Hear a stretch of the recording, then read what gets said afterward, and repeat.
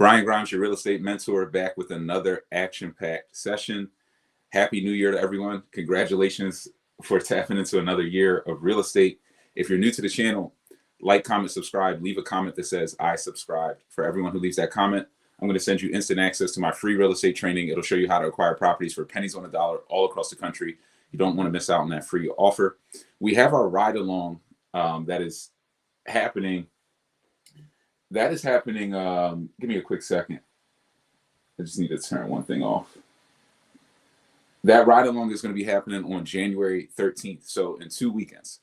So not this Saturday coming up, but the following Saturday, we're going to be going on a Philly real estate ride along.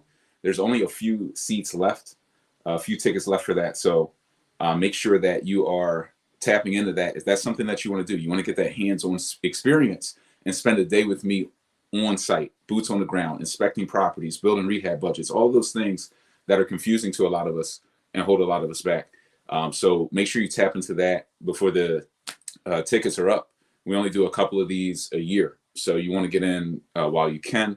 If you want to learn more about the Boots on the Ground program, one update from that is we actually put 4 deals under contract in the Boots on the Ground program in the last, I think, 10 days. So even going up to year end, we're still locking up deals and teeing up for 2024. So just loading up the arsenal. And that's important because I tell you guys that year end in the winter months in particular are such a good time to just load up on deals because the market can slow down. People are doing their vacation and doing their different things. Also on the sell side, people are trying to get those transactions kind of closed out for the year. They want the deal under contract so they can forget about it and just move on with their life. So it's a good time to negotiate with people who are just a bit more motivated and at a time of year where there's less competition. So the Boots on the Ground program is still going strong. We only have, I think, 1 or 2 spots open there. That's always pretty limited. I can't build houses for all of you guys, but definitely reach out if you're interested in that. And let's just get into this new year. If you guys have questions, comments, drop them in the chat section. We're going to flow through some of my 2024 predictions. Hopefully all of them come true because if they do, it'll be great for all of us. But I would bet you a bunch of these, if not all of them, will actually pan out this way, especially with this year that we're looking at. Let's start off with mindset. The mindset, this is really for the entire year. You should be thinking about this because it's the truth. There's never been a better time in human history to get started as a real estate investor than today, than right now. If you think about it, like I was thinking about this over the weekend. Like, how did you really learn how to do creative financing? Because I was talking to one of our people about how to get started as a creative financing investor. And we were just talking. I'm just like, actually, he was saying it to me too. We were like, how would you even learn this stuff 100 years ago, 50 years ago? You would have to have stumbled physically across someone who knows this information and was willing to sit down and teach it to you kind of physically in a physical setting. So they would have to be somebody in your area who cared to share that knowledge. It's not that any of these strategies are new. And that's what you guys have to keep in mind. Creative financing is not new. Lease purchase options, subject to real estate, it's not new.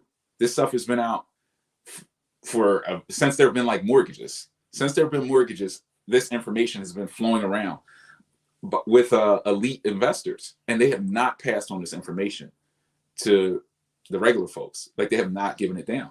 It's now just getting into the hands of new investors. People who've never done a deal before are now in a position where you could tap into a course, a mentorship program. You could stumble across a video, just getting it fed to you by the algorithm. And you can start learning about these advanced deal structuring situations and how you can be a part of it that didn't exist. That barely existed 10 years ago. So a lot of us will sit there and complain and say, oh, well, it's now a good time to invest. So I'm on the sidelines. You know, I'm just waiting for the right time. There's literally never been a better time to learn this stuff. Also, with the technology that we have, there's never been a time period in human history where you could invest out of town at this level because of the technology, the smartphones. They're going to go to Meta in 2024. They're dropping their virtual reality goggles. Actually, Apple is. They're going to be dropping that VR headset. And you can imagine slapping that headset on somebody, walking them through a property, even in another country. You have your headset on, it'll be like you're there. You'll be looking at everything in the house, live streaming through somebody else. And where technology is going, there's just never been a better time to get into this. If you don't get into this now, you will get so left behind, like so far. There won't be an opportunity for you because you have the regular people, like, you know, our VIP mentees that we're teaching kind of everybody to get to that level. Then you have the institutions, hedge funds, and other people who are buying this real estate and just kind of sitting on those assets. If you sit on the sideline now, it's worse than sitting on the sideline 10 years ago, because the accessibility to the information and the ability to implement what you're learning is at an all-time level. There's never been a better time. So I do understand, you know, timing is everything. Sometimes you don't have capital. Sometimes you feel like you don't have the time to get started, at least. We always have time. We're just choosing what we do with our time. We always have time, though. But I understand those feelings, but you have to override those feelings. Like 2024 is going to be a pivotal year for a lot of the things that we're going to talk about a little bit later. Some of the predictions. It's going to be a pivotal year. You could get left behind this year. So if you didn't start last year, you got to get started this year with just one strategy. You only need one strategy to 10x yourself, to get to the next level, and to just kind of keep scaling your way out of the 9-to-5 and into more real estate, more opportunities. So just make sure you tap yourself in. Whatever you have to do, just get started. Even if you don't think the time is right. One of my favorite mentors, I asked him, when should I think about scaling my business and hiring people and, you know, getting assistants and doing all these things? He said, before you think you're ready. That was the best advice I think I ever got in business. Before you think you're ready, hire somebody. How do I know what they'll do? Well, once you hire them, you'll find something for them to do, won't you? And it's like, oh, okay. It'll professionalize you. So you just have to push yourself, even past that's part of your comfort zone and pushing outside of it, but past when you think you're ready. Because for some of you, you'll never think you're ready. You're always going to have excuses. They're the same excuses, by the way, because I talk to hundreds of people every month about real estate, them getting started, mentorship, all these things. It's the same reasons, same set of excuses. None of them really can hold you back because there's solutions to them and different systems that will counter those different issues. But you just have to get into it. You have to get into this game. We have some questions coming through. Definitely keep dropping your questions in the chat section, and we'll get through your questions as well as we flow through this thing. I'm going to jump into a few questions and then we'll get into these predictions. And these are some pretty good predictions and things I want you guys tracking for the entire year. Like, just keep tracking. Part of this is about painting a bit of the future for you guys and what you should expect. But part of it is about putting the different things that are going to be really important for you. As these things start to materialize, you want to be on the leading edge. You want to be expecting some of these things to happen so that you can position yourself correctly. So these aren't just things you want to, you know, watch once. These are things you want to write down and kind of keep an eye out for, because they're going to be crucial to your success. When is a good time to sell an investment property versus refinance, or do we buy and hold forever? It's a good question. There's a saying that I never met a developer that didn't regret selling the property. And what that means is, like, I found that there are two types of people. There are some people that are just like, flip it all. I don't want to deal with any tenants, any headaches, and they're just like, sell it all. And then there are the people who they sell because in the time they want to generate more capital to do other things. They're like, well, I'll sell it now, I'll get cash, I'll park it back into the real estate. And what happens is, when you sell a lot of these properties, if you look at the long-term trajectory, I mean, they'll show you statistics about what our parents or prior generations purchased their properties for. Some of these people in California buying a house for 50 grand It's worth 900,000 now. So even if you're flipping right now and you're selling, you're going to, unless you're reinvesting, which very few actually do, unless you're truly taking the sale and taking those proceeds and parking it into another buy and hold deal or a bigger buy and hold deal, like a qualified exchange. Unless you're doing that, you're going to kick yourself, because you're going to build that house. You're going to know the address. You're going to check on it maybe 5 years down the line. Hey, I wonder what happened to that house. And you're going to see the appraised value of it. And you're going to be like, oh my God, I just lost 150K on that deal. I should have held it. So for the most part, you should hold. You should hold as much as possible, as much as you can, because the goal of this is to get paid over and over again for what you did, not for what you're doing.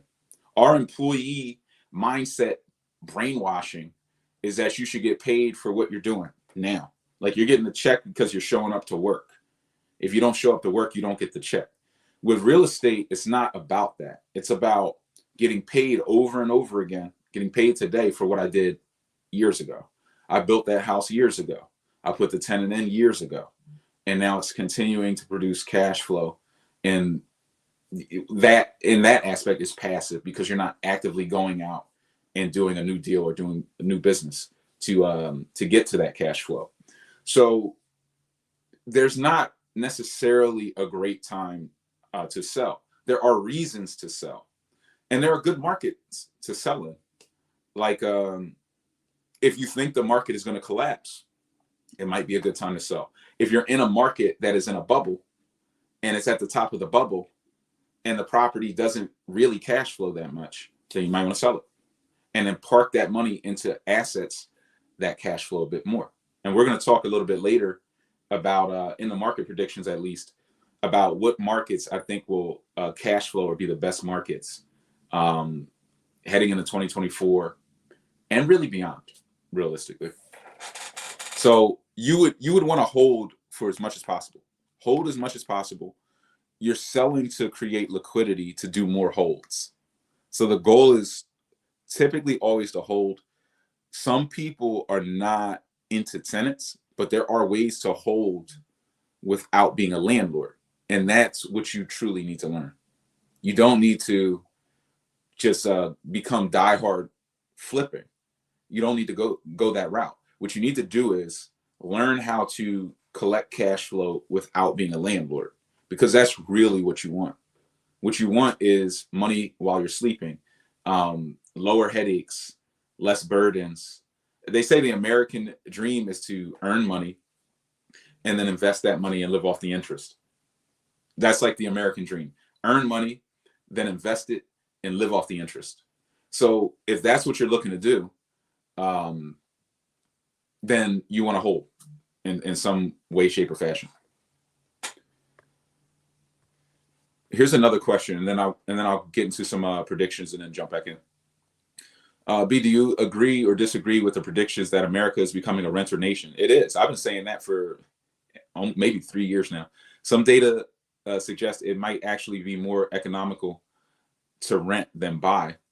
I mean, it can be, because it can be, and it depends. I rented, believe it or not. I had 100 houses. I didn't buy a house until I had 100 like rentals, literally 100 different properties that were rentals before I even bought a house to live in, to own or occupy. Everything was an investment. So if I'm out there doing that, I'm just a guy, right? Like, I'm just a regular, at the end of the day, a regular Joe. Like, I've gone all in on real estate, and I'm a bit further along in the journey than some of us who are just starting off. But at a fundamental level, we're still just individuals, right? Anything that I'm capable of doing, you watching this, you're hypothetically capable of doing that if you had the same knowledge and access to systems. And that's really what you get in the VIP mentorship program. You get that shot. You get knowledge and access to systems. But there are hedge funds who are buying. There's all these other people and players who are buying and holding. If I, as an individual, could do 100, hedge funds, they're doing in the thousands. There's a lot of buy and holders. And what that does is, I mean, it's several things. Like, the market, rates have been going up. They're projected to go down. It's one of the predictions, and it's already happening. And I've been talking about that for a while now. So as rates, went up and costs went up, the cost of holding that mortgage payment relative to the rent came pretty comparable. You're like, man, maybe I could save and just renting. But relative to buying that mortgage, like some places rent will be cheaper today, but rents always inflate. There are markets where rents are going up 16, 20, 30% in a year. So as a renter, you're always exposed to inflation at a different level than somebody who has a fixed mortgage, a 30-year. So it's not better, I say, long-term to rent than to own. I would say there's a lot more benefits to long-term ownership and getting your hands on an asset, especially when most of the time these properties appreciate. If you're doing the right market research and you're buying in the right areas, once again, which we'll talk about a little bit later in the session, you're buying in the right areas, you're going to experience appreciation long-term. Because typically we're buying properties that are below the natural value of even the build cost. That's how you can almost guarantee a profit in real estate, is if you're buying houses that are below the cost to build them from the ground up. If I had to start fresh and build it from the ground up, what would that cost? Now, can I build it, or can I buy it at 50% of that value? Some of these markets, you can buy your house at 30% of the cost to build it new. If you're buying at that rate, it's naturally in some period of time, the market is going to return to fair market value, to build cost, or close enough to it. Maybe not 30% of build costs, 70% of build costs is what existing structures are going for. You're going to experience that appreciation. That's just a natural thing that's going to happen, right? Because it ain't going to go from 30% of build cost to 10%. And even if it does, it's not going to stay there in most markets. So buying and holding and owning, even as a property that you're going to live in, is still a good idea. Even though there are a lot of people who tell you it's a bad idea, it's not an investment. It's not an investment, but that doesn't mean it can't make you money. See, there are lots of things that you can do within the real estate world where you don't think it's an investment, or you don't think it's a good investment, but it still makes you money. Making you money is something that can just happen. You could think a deal is bad, and then taxes come around and you got $20,000 in write-offs that you didn't know you were going to get because you weren't educated on it. And then you get a tax return and you make money. And you're like, wow, I kept the property and I made some money. I thought I was going to lose. You just didn't know enough. So there are lots of ways to win that people don't talk about. Renting, it's fine. I mean, I rented, but I rented with a purpose. I rented very cheaply, and I stacked all my money, put it in real estate. So it's not even that you have to buy a house to live in either. I think you should just own property.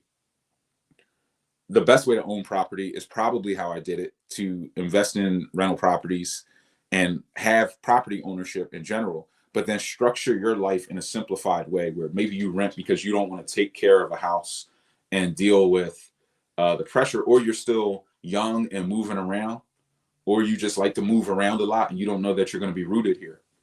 I kind of knew from, me being from where I'm from, and, I've been all over the country, mostly for basketball and stuff. I've seen many areas of the country.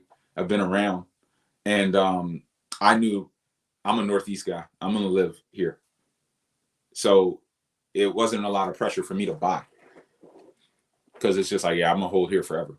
But you do want to know that. But we are becoming a renter's nation. And that's the reason why for a lot of us, I ask everybody when building a relationship, what's your motivation? A lot of people talk about, oh, well, my motivation is money. At the end of the day, I'm motivated by the money. It's not really the answer that I think is the best motivation. Not that it can't be there. Money should and can always be a part of your motivation until you achieve some type of level where you're not as concerned about money because you have enough. You're concerned about other things. But it really should be family, time, wealth building. Wealth building is different than money. Money, if your motivation and you're just like money, it's coming from a scarcity mindset.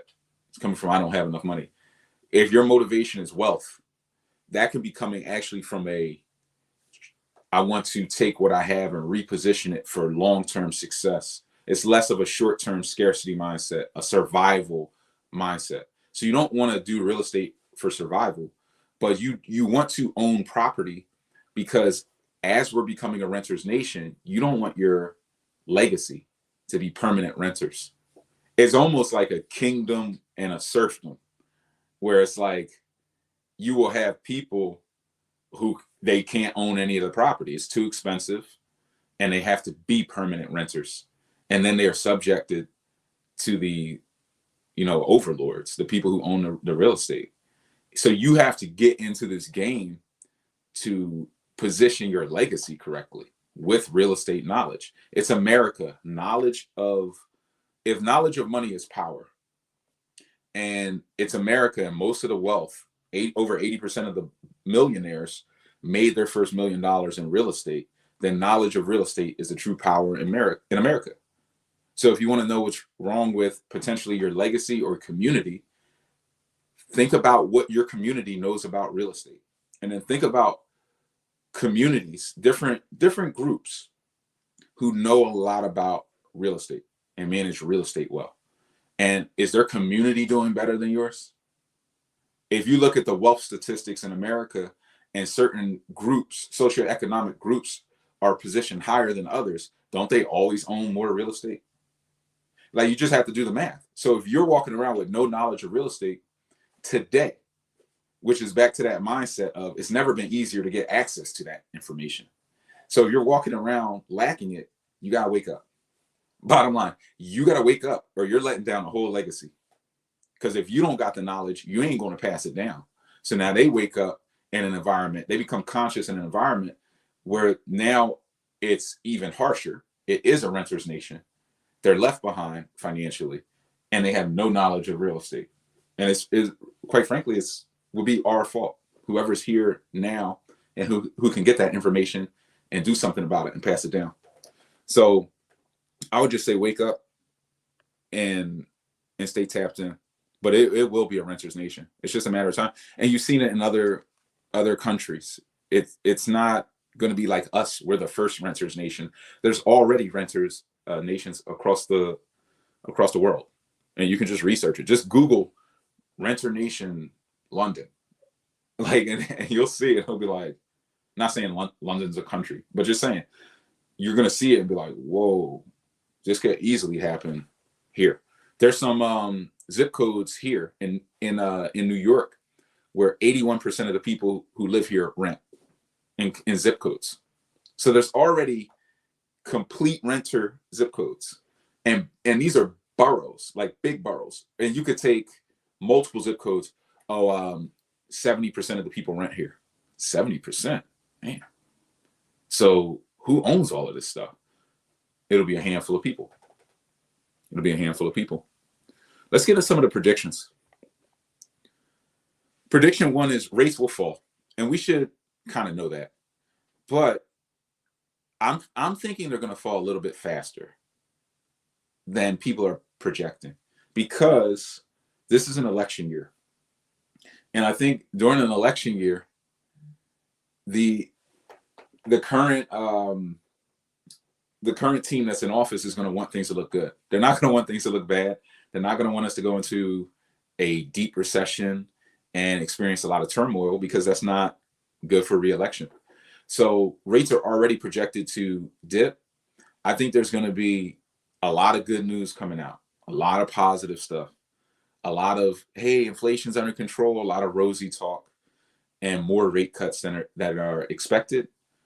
Mortgage rates go a little bit lower than expected. I think we're going to see in the high 5%. I just think that's how it's going to play out. It's really my prediction. I think it's going to go a little bit further. And when rates get back into those real low 6s, high 5%, the cash flow is insane in the right areas. And we'll talk about some of the right areas. Home prices. A lot of people have this question. Where are prices going to go? Are prices going to decrease? Are they going to shoot up? Home prices are going to remain stagnant. which is a good thing if you're a real estate investor, because stagnant is predictable. That means if I buy it, let's say I'm doing a 4 or 5 month project.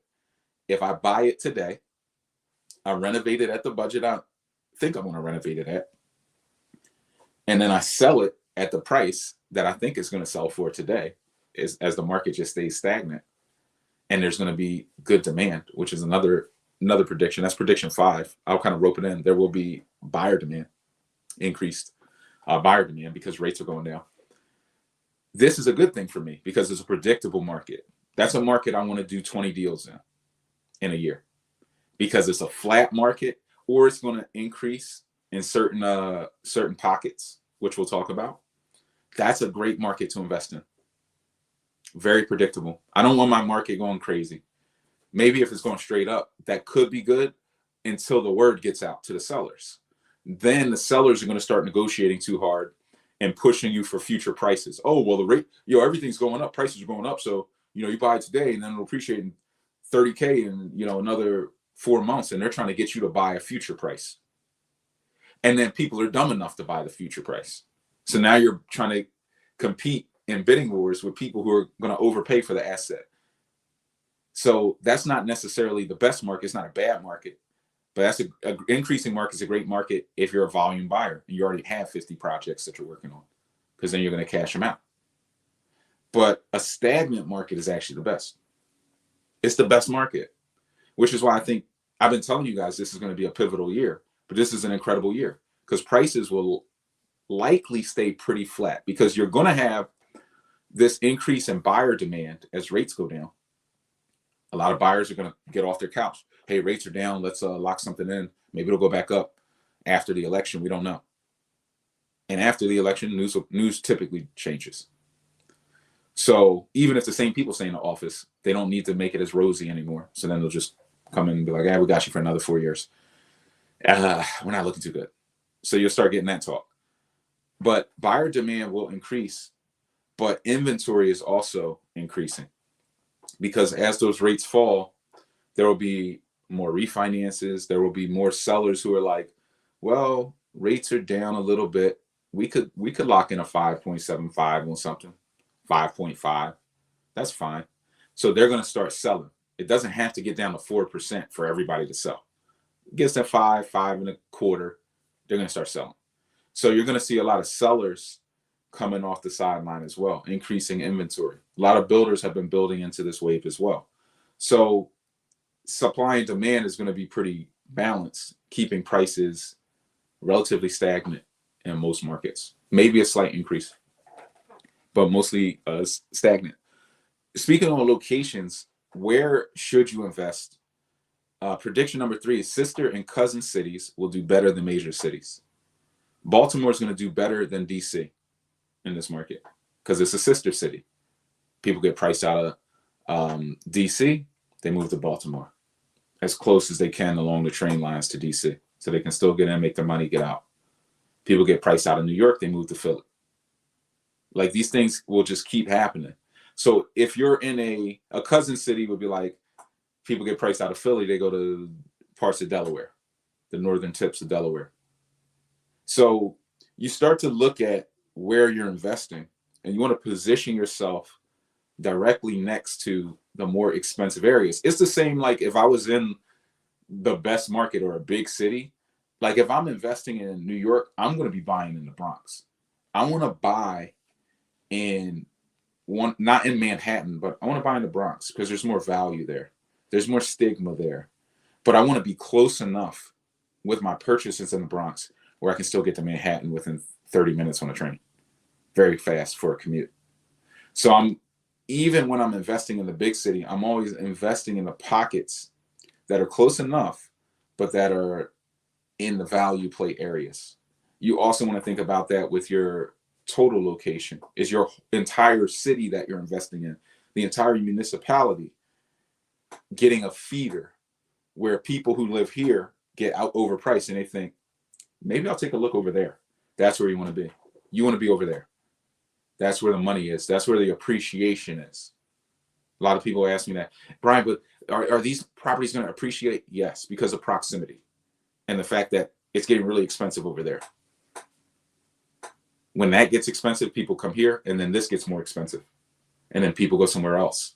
I want to be in the next likely location, the next destination. That's going to make me a lot of money. Guys, if you're getting value or you're new to the channel, like, comment, subscribe, leave a comment that says I subscribed. We'll send you instant access to our free real estate training and get you guys laced up. And we're pushing up on 15,000 subs, so we're getting close. Let me see here. We have a couple of questions. We said, I took the leap and got a property in Detroit. I'm just having a hard time getting funds. And is there really such a thing as no doc loan? Yeah. Can you refer anyone in that area? Absolutely. There are no doc loans.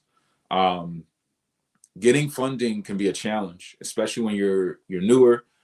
One thing that you're dealing with is the Detroit market. Like, sometimes people will ask me, well, Brian, why not Detroit? I mean, you're like Philly, Cleveland, Baltimore. Why not Detroit? It's not me that doesn't believe in Detroit. I believe in markets like Detroit, but I know a lot of lenders that don't. And that's important, because it's not, this is like behind the veil stuff, which some of you guys love. So this will be a interesting enough rant. But behind the veil, so you think about, you go to the lender, and I've broken down the lender game for you guys plenty of times. There's the lender that we interface with, a hard money lender, and they're there mostly to underwrite you. And they don't really have that much money. They present like they have 50 million. They don't. Maybe they have 5. A lot of them have 2. And what they do is underwrite your deal from a warehouse line of credit, which is a middle player. It's not even the big fish. So they have $100 million, but they don't think they're as good at underwriting than the little lender who says, I'm local, I can underwrite at this local level. So they give them access to the 100 million so that they can go out and write what they view as micro loans, $250,000 here, 200,000 there, 80K there. And then they sell the debt. They package and sell the debt. Everybody gets their money back, and they take a little piece and get kind of interest payments and origination fees off of this. So that middle partner has to believe in Detroit, or the lender that you're interfacing with can't do the loan.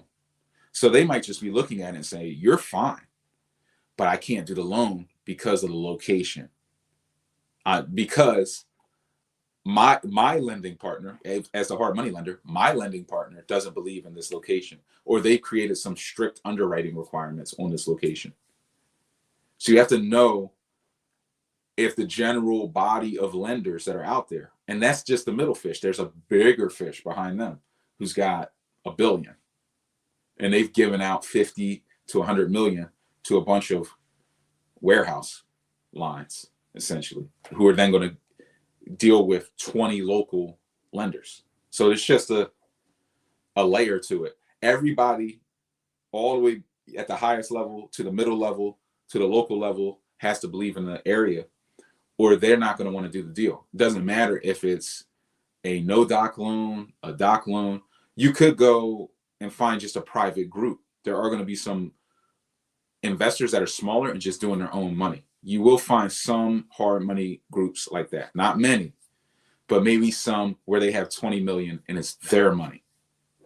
They raised it personally. It's their money. They're making the decisions. And if they do business in Detroit, that's who you really want to talk to. So it's a matter of fit. A lender's job in telling you no is to convince you that everyone will tell you no. Why? I think it's a part of salesmanship, because they don't want you to go anywhere else. They want you to come back to them and just kind of stop there. So even if one says no, you could ask a similar lender and they say yes, because they say no and yes for a variety of different reasons.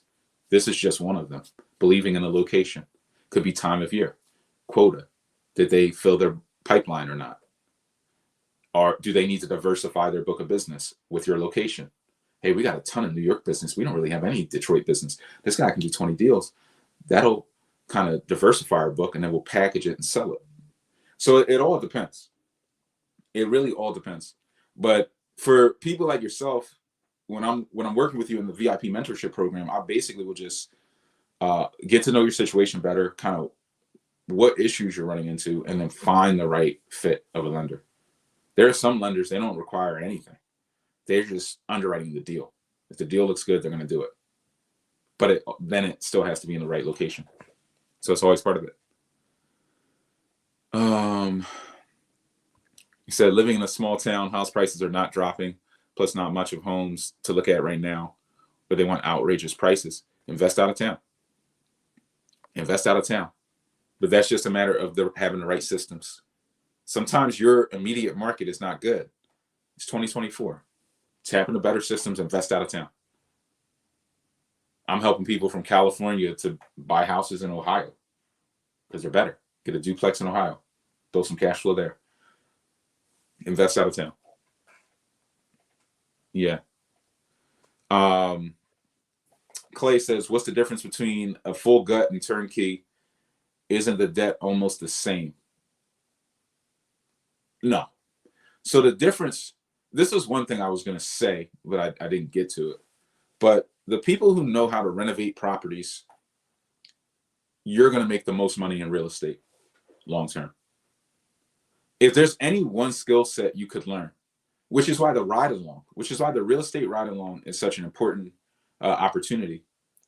Because at the real estate ride along, you learn how to build houses, how to stand in houses, how to look and evaluate houses, how to put together rehab budgets. You learn all these skills that are actually the most important skills in real estate. Deal structuring, getting in front of motivated sellers, all of these things are important.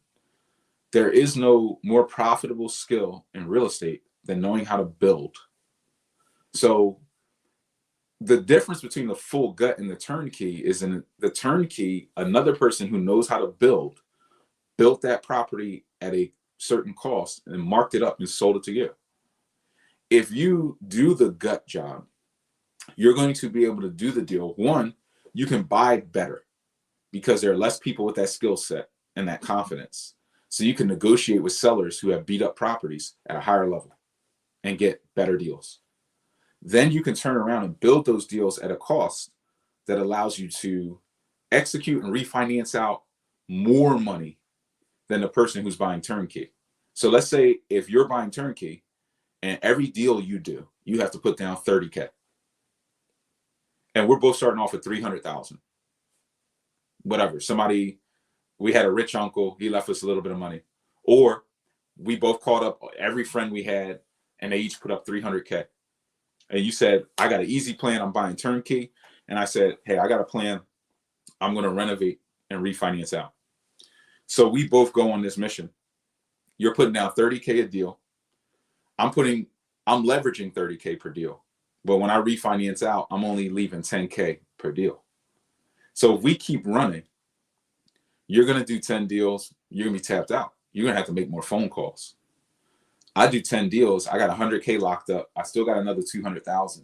And we have arguably the same amount of cash flow. It's just a better strategy.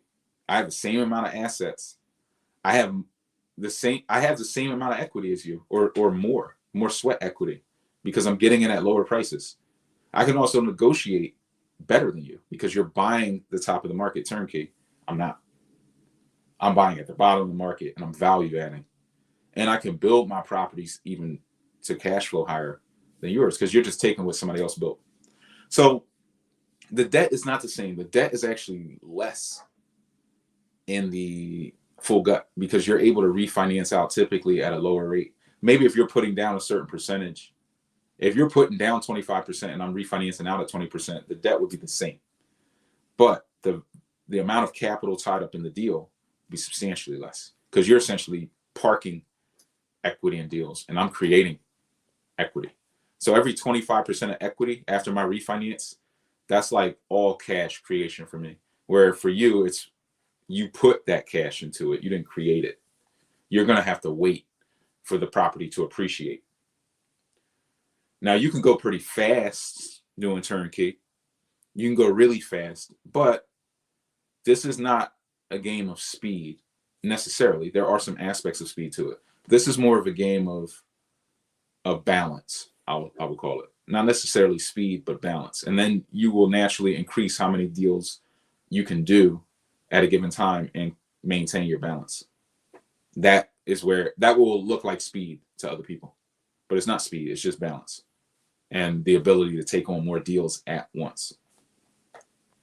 And then I can also do more deals than you. So when you run out of money doing turnkey with your 10 properties, I'm going to pop up with probably 30 or 40.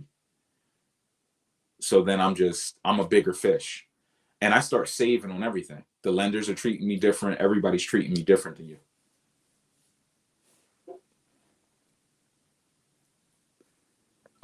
So that answers that. Let me get into another prediction. I'll jump back into questions. Guys, if you're getting value, like, comment, subscribe, and share the content with somebody who you want to get value, who you think needs to get into real estate this year.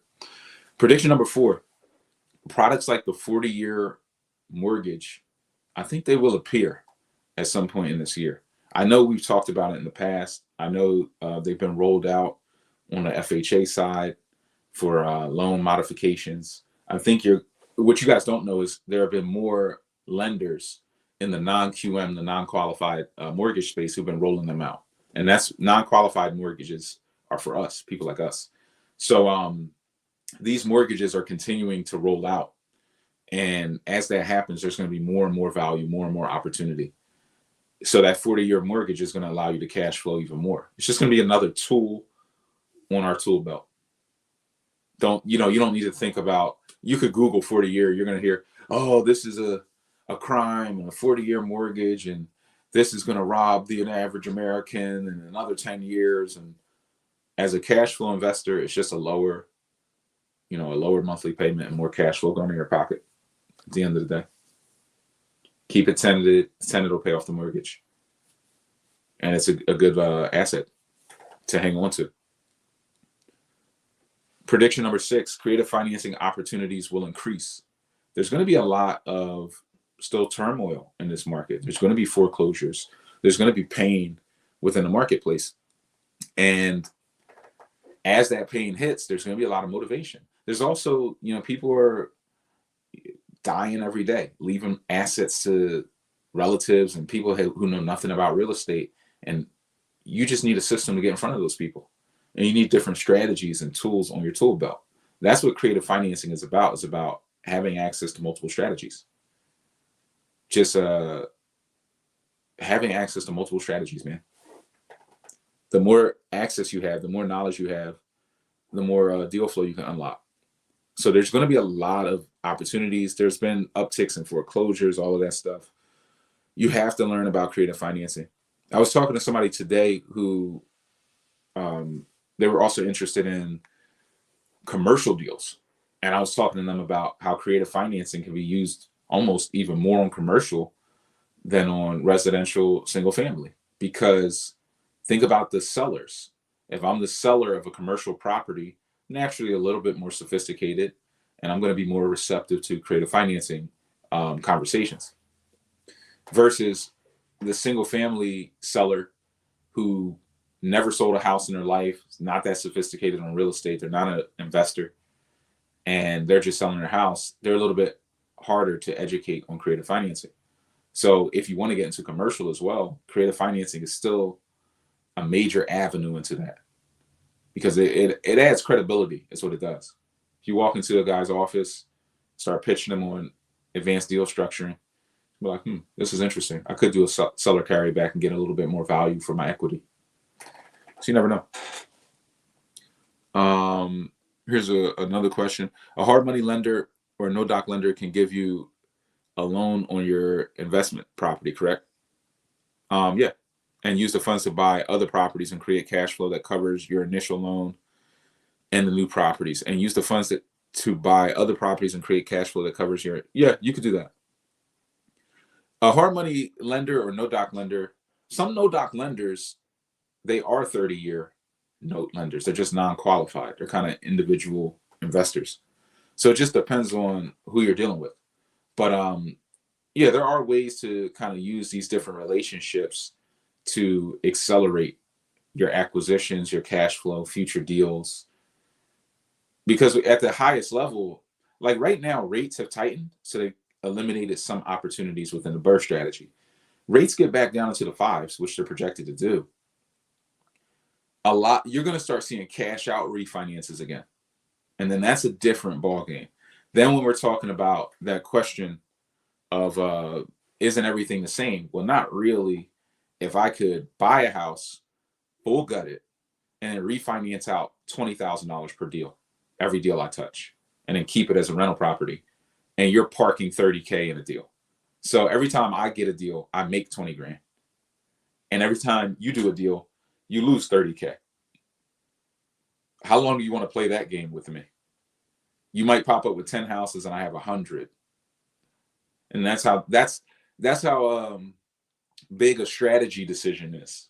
If you make the wrong strategy decision, you will get crushed by the competition. If you make the right decision, you will leapfrog the competition. So it's important when investing in real estate to pick the right strategy for you, for the short and long-term goals.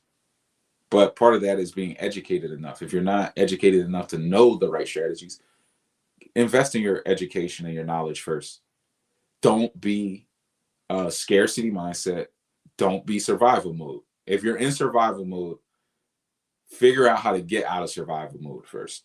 And at least the mentality. Just get out of the mentality first, then invest in real estate. Do not invest in real estate through scarcity mindset, through survival mode mindset. It's not a good mindset to be in. It's not a winning attitude. And what you will need for real estate is a winning attitude at all times. Because there's enough drama to be faced. Where if you're negative, it's who's going to be positive. It's really just you against the game at the end of the day. So, come at this thing from the right place. If you come at it from an attitude of, hey, I'm going to make it, I'm going to make this thing happen, you're going to get to the next level. You're going to pick the right strategy, but always invest in your education. Some people won't invest in their education because of the scarcity mindset, because, of that, hey, I'm in survival mode. I got to make this thing happen right now. This ain't it. This ain't it. Not that it can't work out for you and that you can't get in and have very quick success and win, but it's not about that. It's not about that. Go trade crypto or something. Like seriously, it's not just about that. And if you go in with that mindset, it's going to hurt you because you're just going to have the wrong vision. You need to be able to see money in this game and navigate around your obstacles. So you just want to have that right mindset and invest in your education because, a small investment in your education today with the right strategy versus no investment in education and the wrong strategy. I just told you what could happen. I could make 20 grand a deal. You could lose 30K a deal. Like why would you want to play against anybody at that level where they have that type of a competitive advantage just in their strategy? It's crazy. What other questions do we have? How's real estate in Canada in case we all need to evacuate? I don't think it's better. We have a lot of Canadian investors that are rocking with us, and it's not better there. It's substantially worse in most of the areas and more expensive. But I'll if any of the Canadians are tapped in tonight can comment. What's your take on shared housing, co-living for the new year? Are more people likely to consider this as a housing option? Definitely. Co-living is huge. I was watching something. My brother sent me something, and he said they moved the line on the middle class. Like the middle class used to be 75K, and then they broke down to like, say you're a young person living in Colorado, and you make 50K or 60K a year or something like that, and they broke it down to like $3,800 a month take home pay. They took out student loans, $1,200. They said you split a 2-bedroom, $1,200 a month. Like they took out all these expenses, and the person had $650 a month left of free cash flow that they could take and maybe invest or do something with. That's without doing much, like just eating, maybe hitting up a club once or twice a month, like not living high and not doing anything. And then you need about $30,000 on average to buy your typical starter house. So they're like, so how many $650 months does it take to get the starter house? So you're like, damn, save for years. And they're showing like the average person, even to get that starter house, let's say you have that 70K, what income do you need to qualify for the loan to buy the house? And it's like you need a 120,000 of income to qualify for that house. So it just showed you this the regular costs that people are facing, they can't even get ahead. So of course they're going to be looking for alternatives, shared housing, co-living, things that are built that way. They're going to be looking for it because you need a way to save now because the costs are up. Inflation has changed everything. It's changed everything, which is why you have to look at money correctly. Even on investing in your education, you have to look at it in a way of like, I need to get ahead, period. And some of these costs, I mean, I invest a lot of money in education every year. I would say I'm trying to think from a percentage standpoint. It's close enough to 10% on education every year. And I've been doing that. I'll just spend it because you can write it off on taxes too. But it also makes you better. It makes you so much better because you start to learn all of the wrong ways that things are done and how to avoid that and just take different systems and processes that work. And this is a speed game because you have competition, other people buying, the market's changing. You got to get your footprint in now. You have to get your first thing. For the average person, you get 10 properties, you'll have enough cash flow to never think like an employee again for the rest of your life. And it'll just be a question of how big you want to build, how far you want to go. So you got to get in and do what it takes to get to that first, 5 to 10, and then continue to climb from there. Canada definitely is super expensive and overpriced. Yeah, Dame's in Ontario, I think. And he's looking on the U.S. So a lot of the people in Canada are looking at how can I invest in the U.S. from out of town. So I don't know, but shared housing will be good. This live is good, very informative. MVB checking in. Looking forward to our meeting, one-on-one call tomorrow. Definitely, guys. If you want to, tap in, talk one-on-one about the mentorship program, the real estate ride along, Dames in Montreal, all of that stuff, just click the links in the description. You can book a call with me, and we'll talk about this game. We'll talk about how to get you started. What's the best way to manage a renovation out of town, and how do you get those type of deals to be profitable? This is what you should be lifting: a smartphone. Lift up your smartphone, put a smartphone in someone else's hand who is out of town. Get eyes and ears on your site at least 3 times a week. Work through referrals or relationships with lenders, with contractors, from other people who've done deals, and learn how to do deal analysis. Learn how to evaluate a deal. How do you look at the numbers? How do I know if it's profitable? What costs are involved? What's the rehab budget? What's the time frame on the job? What's the ARV? Am I pulling my comps correctly? You have to be able to do the what I would call like the ABCs of deal analysis. The ABCs of deal analysis can be taught to you. It's not something you have to try to figure out or guess, or, hey, is it the 1% rule? No, it ain't the 1% rule. Like, it's get into the weeds, get into those numbers. What's the loan going to cost? What are the closing costs? What are the transfer taxes? What's all the realtor fees and commissions? And where's that money going out? Where's the money coming in? What's the rent? What's the Section 8 rent? What's the market rent? What's the room rent? Can I convert this from single to multifamily? Like, you got to get into the weeds on this stuff. If you don't know how, just tap into some knowledge and learn how. But don't invest without knowing how. That's not a solution, because you're just going to get burned. We've had, and people in the Boots on the Ground program have experienced this. We've had deals, hey, we put them under contract, and then we looked at it again. You know what? You guys cut too many corners on this deal. It's going to cost us an extra $10K to fix this. Seller doesn't want to drop the price. Well, sell it to somebody else. Anybody's going to tell you this. They're going to tell you, because I know the cost of construction. They dropped the price $10K. Same deal. You guys are right. Drop the price $10K. But you need that level of knowledge. That knowledge you can get, but it'll cost you $1 million. I'll put it in perspective for you guys. It'll cost you $1 million to figure it out. And I'm not joking about that number. That might even be too light. It's going to cost you $1 million to figure it out. It really will. To truly understand the cost at a level that you could actually just kind of get some guidance on and just learn from. And just say, okay, I get it. I actually have one of our guys in a Boots on the Ground program in particular that I'm thinking about, where we were bouncing, rehab budgets and numbers back and forth. And he's just kind of a student of the game. So he's looking at the numbers and he was just like, Brian, I'm coming up with 105,000 for the rehab. What's your number? I cranked my numbers. I was at like 102. So I was like, yeah, you're getting there.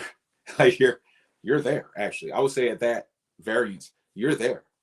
And he's like, I got the comp at 350. And that's what I had it at. So yes, about 350. So he's picking it up. So now he can see the money. So he's starting to look at deals. Well, Brian, couldn't I just rent this like co-living and do? And I'm like, yeah, you could. Because he's just picking up the analysis. Like I said, this stuff is not, it's not that these, well, my system is an in-house system, but you could learn it by just getting trained. But it's not like you can't learn this stuff and that it's at such a high level that you can't learn it quickly either. You just need exposure to it. But the best way to manage them is to put some eyes and ears on them, get a decent group of contractors. But part of the management is knowing what is going to happen. You got to know what's coming down the pipeline. Like what phase are we at? What comes up next? What are the bottleneck issues? Who's buying materials? When do you have to order things by? What are the different turn times on materials? The cost of labor and construction. Different checkpoints and inspection checkpoints. Things to look out for. You just need that information. If it sounds like a lot, it's just because you haven't gotten the ABCs basics yet. Once you get the ABCs, then a lot of it just falls into place. Because it's really, the thing I love about real estate is it's one logic. Real estate is one logic. It's almost like one straight line thought in terms of building a house. And you just don't understand the logic of it yet, the average person. But if I showed you the logic of it, you only need to learn like 51%. And the other 49 would just fall right into place. You'd be like, oh yeah, that would naturally go there, right? Yeah. You'll start to guess correctly about the next step and how things should be done and what the best move would be. You just start guessing correctly because you'll know the overwhelming majority of it, 51%. Montreal, real estate in Canada can't compare to the opportunities in the US profit-wise and from a tax standpoint. Yeah, we didn't get into taxes.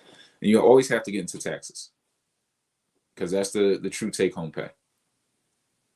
Yeah, so there's definitely opportunity here. So it's something that we all just have to stay locked in and tapped into. So is it not worth investing in Detroit? I keep hearing that. Should I do my best to sell as fast as possible? How do I not incur capital gains tax if I sell? Well, it depends on if you sell at a profit or not. If you sell at a short-term profit, you're gonna hit a short-term cap gain. It just is what it is. It's not that I don't think you need to take like the nuclear approach and just kind of blow up the operation, but I think you need to find the right partners. Lending, what you need right now is good lending partners and a system, something that you can pitch as a system. So it's like, even if I'm you and I'm just like walking into the game, well, I'm not, right? But let me say if I'm you, I'm walking into Detroit as me. Let's just say that. It's a little bit easier. So if I'm walking into Detroit as you or as me, and I want to invest alongside you in Detroit, I'm going to come up with a playbook, which is like, hey, I'm targeting properties in these locations. We're buying them for $30,000 or less. They need to be in this cosmetic type of condition. We're going to renovate them, value add them. We're putting in about $50K per deal. At the end, they're worth 110. And I'm going to pitch that to a lender that I can do 20 of these things. And they're going to see the value of doing 20 of them. They're going to pull out their calculator and they're going to say, type up their fees, and we can make about 80, 90,000 off of this guy this year, maybe 100K off of this guy this year, if he's serious. That's a different conversation. So it's all about the pitch and how you, a lot of this is how you view yourself. So even if I haven't done but one deal in Detroit, I've done hundreds of deals, but I'm always automatically going to pitch. I'm going to do at least 10 to 20 of these things. I just need you ready. I need to know you're ready. Don't worry about me. I'll get it done. They're looking for that guy. Every lender wants that guy on their team who they can just eat 100K off of. Everybody wants him. You need to become that guy. And then you won't have a problem. But there's a gap between that guy and where you're at now. And that gap might just be like, you don't feel confident enough yet, or you don't feel like you have the blueprint yet, or you're trying to figure it out. If I was working with you one-on-one, I would take you through the whole, here's how it works out. Here's how we just execute on the strategy. Here's the pitch. Go pitch that and go talk to these types of lenders. And that will solve everything. That will solve everything. So it's really a matter of fit, getting the right fit, or even just getting a lender to execute on one deal with you, but then taking that and then packaging it into multiple deals, or taking it to another type of lender saying, look, I just got this one done. This is the playbook. It's a go. So I think that's more of the thing. I wouldn't abandon the mission. You just need repackaging. You need to get positioned with the right lender or types of lenders. You might be talking to the wrong lenders. And that's 90%. 90% of people are just talking to the wrong lenders. Brian, I can't get approved. And then they're approved in 2 weeks. And they're like, I don't know how it happened. It's like, I do. We went and talked to the right people. That's how it happened. And that's how it happens, or how it doesn't happen. And that's dependent on the number, like I said, the number one thing to invest in is yourself. The more you invest in your own knowledge and your ability to accelerate, the more you will. It's not the real estate deals that are lacking. It's the knowledge that is lacking. The knowledge of how to leverage your market and what you're looking at.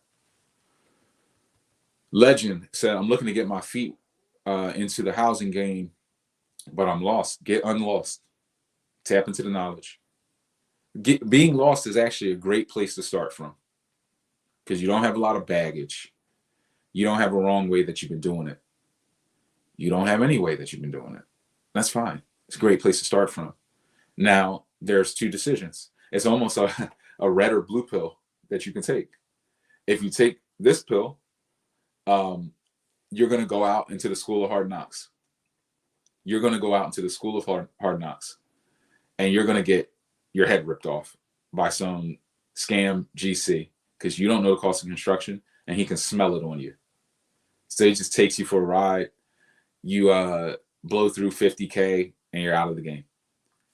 You take the other pill, the red pill, and you tap into knowledge of how this thing's supposed to be done. You get educated. Maybe you attend something like a ride along or something, just to get in there. Go stand in a house with a professional and go understand, oh, this is how you inspect a property.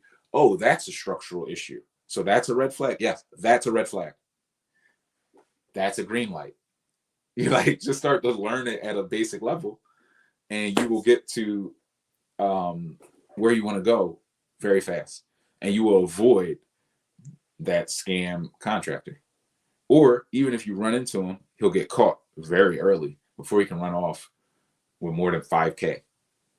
And that's very recoverable versus 50K. That's the problem, is we can't see the cost of it's what's called the ignorance tax. The ignorance tax. So this is the cost you pay for being ignorant and going out and doing it anyway.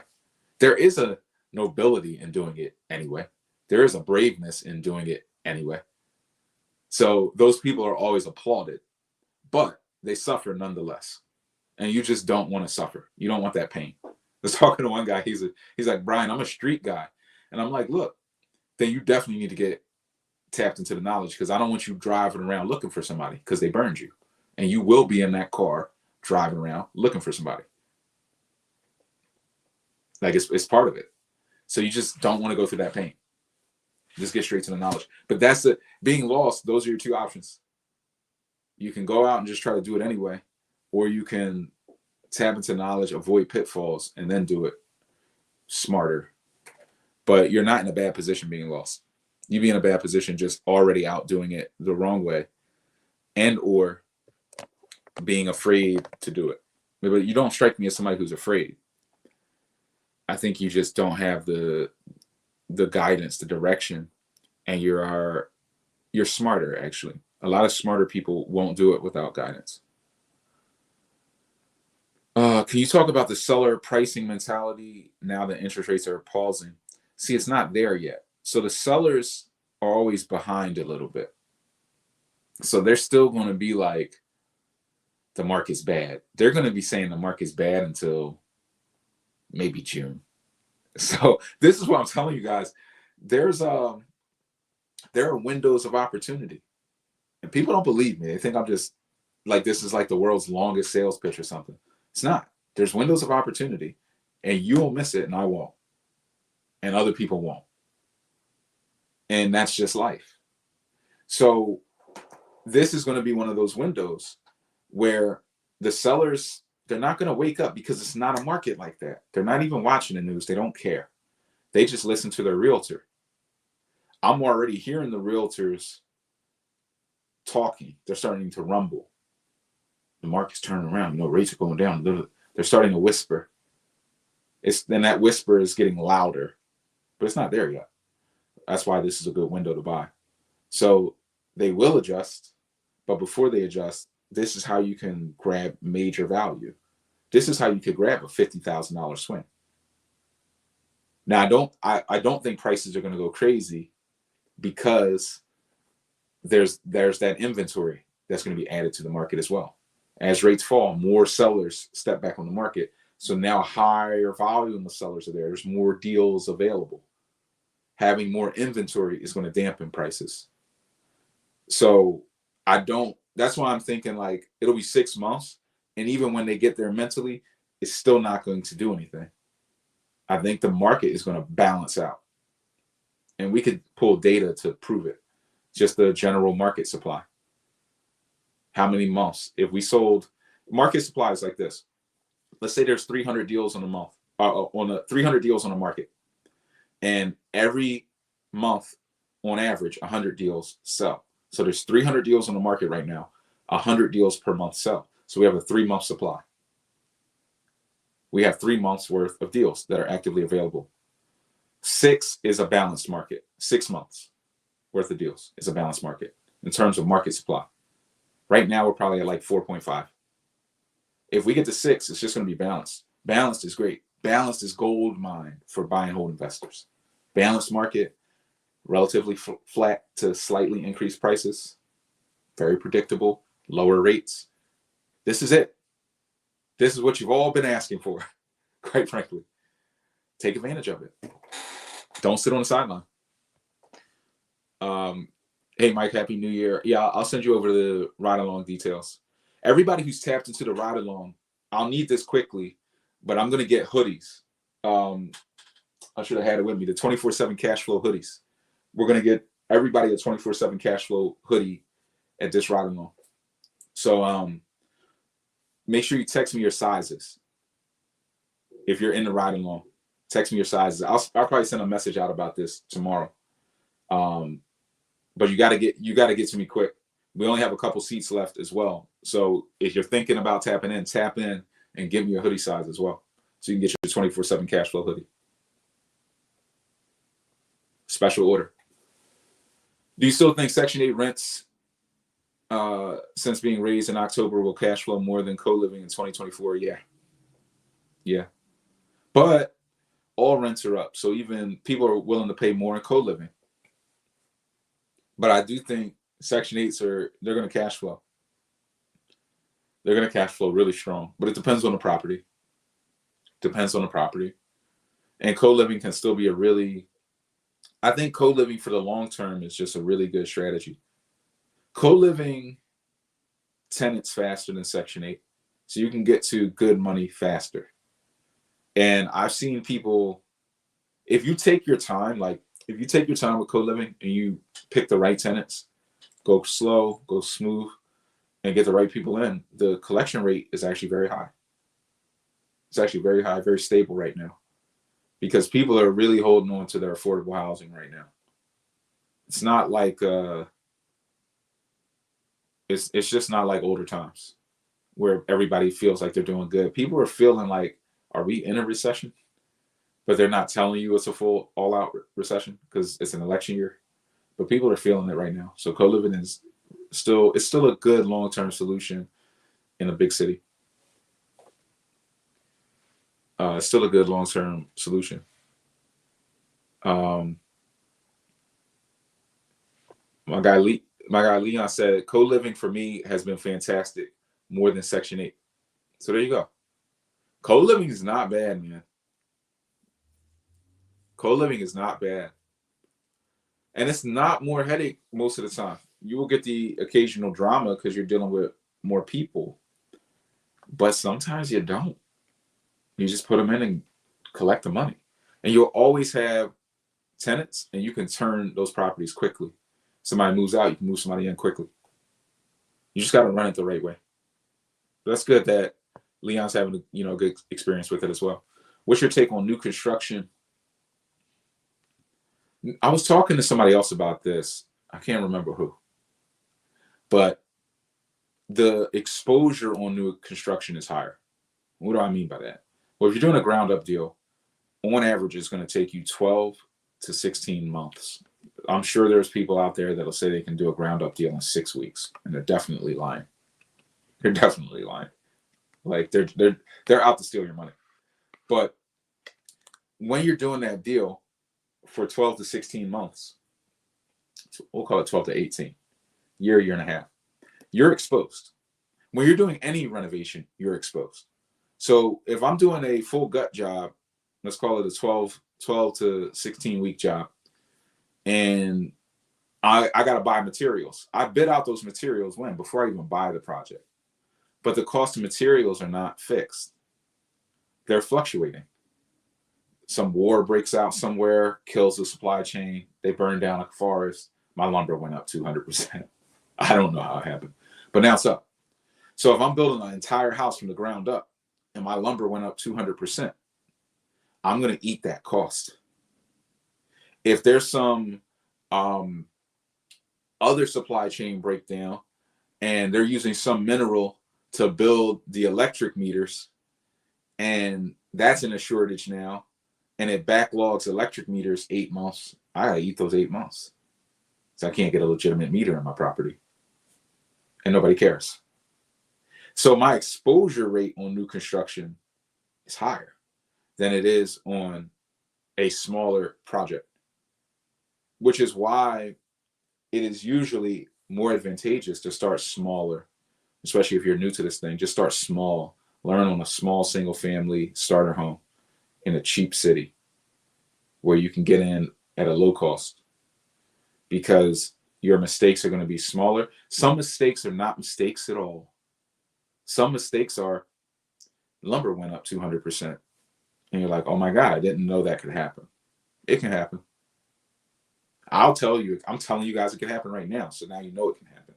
But if I'm not telling you this stuff, like that's a major key, right? That I need to factor in my exposure to the market and how long my projects take, because that's a risk factor that could impact me. If nobody's telling you that, you just won't know until you experience it. So my take on new construction is it can be good, it can be profitable, but there are reasons why it could not be. It's not always going to come down to your underwriting either of the deal or your ability to do deal analysis. Sometimes it's just that you have too much market exposure. You have market exposure on materials, tenants, policy, different things could change. So you have a lot of different exposure there. A lot of different exposure there that you want to factor in. And the city's going to be tougher on you in terms of inspections, permits, engineering and architecture costs. There's just more. So you're moving slower naturally. So then it has to align with your goals. Are your goals to build legacy assets and take your time and 1 or 2 big deals every year and a half, and then you're going to scale that to 5 to 10 projects every year and a half, but they're going to be, solid projects? Or are you just like, hey, I want to get 100 doors. I want to get them as fast as possible and as efficiently as possible. And I want as least, bit exposure as possible. Hell, I'd like to run with permits if I don't have to. Or run without permits if I don't have to. If I don't need them. I like to run that fast. Then there's a different strategy. Legend says, I want to tap in to the knowledge. I just need the guidance. Definitely reach out. Click the links in the description. Book a call, and we'll talk, man. We'll definitely talk. So, guys, it looks like we're pretty much wrapped up. I hope that helped. If you want to tap into the ride along or any, of our resources, the Boots on the Ground program, all that stuff, click the links in the description. Tap into some of my free real estate trainings. Like, comment, subscribe to the channel. I mean, this is the first of the year, so we're just getting started. And let's just get after it this year. Everybody just stay locked in this year. Stay forward, focused. Understand there's going to be a lot of opportunity, especially between now and June. And if you take advantage of this time, you're going to position yourself for 2024 and beyond. If you blow it, you're going to just blow it. And it's maybe you can play catch up, but we don't have that crystal ball. So this year is definitely about having more intentionality and more urgency. Even if you kind of got distracted in 2023, wake back up, get back after it, really lock in, because this is a transitional period. There's a transition of wealth happening this year, and you want to be a part of that for you and your legacy. So I hope this helps, guys. Like, comment, subscribe. Brian Grimes, your real estate mentor. I'll see you guys on the next one.